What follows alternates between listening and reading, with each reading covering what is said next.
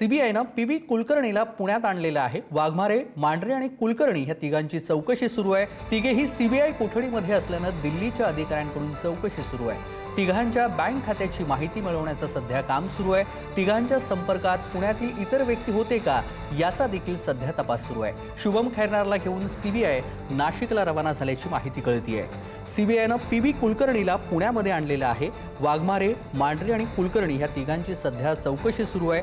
तिघेही सीबीआय कोठडीमध्ये असल्यानं दिल्लीच्या अधिकाऱ्यांकडून सध्या चौकशी सुरू आहे आणि सोबतच शुभम खैरनारला सीबीआय नाशिकला घेऊन रवाना झाल्याची माहिती देखील समोर येते आहे। बालाजी पोद्दार आपले प्रतिनिधी या क्षणाला जोडले गेलेले आहेत। बालाजी, सीबीआयला पीव्ही कुलकर्णी यांना पुण्यात आणलेलं आहे। तिघांची देखील चौकशी सुरू आहे आणि या संदर्भातली दुसरी अपडेट आहे ती म्हणजे शुभम खैरनारला नाशिकमध्ये रवाना केल्याची माहिती देखील समोर येते। सविस्तर तपशील। नक्कीच नीट पेपर फुटी प्रकरणामध्ये पुण्यातल्या सीबीआय कार्यालयामध्ये सगळ्या आरोपींची चौकशी सुरू आहे।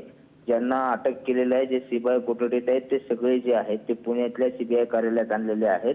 काल शुभम खैरनारला दिल्लीतल्या अधिकाऱ्यांनी आणलेलं होतं, त्यानंतर आज पीव्ही कुलकर्णी याला पुण्यात आणण्यात आलेलं आहे आणि मनीषा मांढरे आणि मनीषा वाघमारे यांच्या समोरासमोर जे आहे या तिघांची एकत्र चौकशी होतीये की यांच्या संपर्कात नेमकं पुणे आणि महाराष्ट्रातले कुठले विद्यार्थी होते, कुठले डॉक्टर्स होते, या सगळ्यांची चौकशी करण्यात येते आणि त्यामुळे त्या चौकशीतून काही गोष्टी समोर येऊ शकतात। म्हणून ही सगळी चौकशी जी आहे ती समोरासमोर सुरू करण्यात आलेली आहे आणि ज्या ठिकाणी गुन्हा घडलेला आहे अशा ठिकाणी जाण्यासाठी शुभम खैरनारला नाशिककडे सीबीआय घेऊन गेलेली आहे आणि चौकशी करत आहे। त्यामुळे या संदर्भातले सगळे चारही महाराष्ट्रातले जे अटक झालेले आरोपी आहेत त्यांना एकमेकांसमोर चौकशी करून आणखी त्याच्या खोलपर्यंत जाऊन नीट पेपर फुटी प्रकरणाचा तपास जो आहे तो सीबीआय करताना आपल्याला पाहायला मिळते।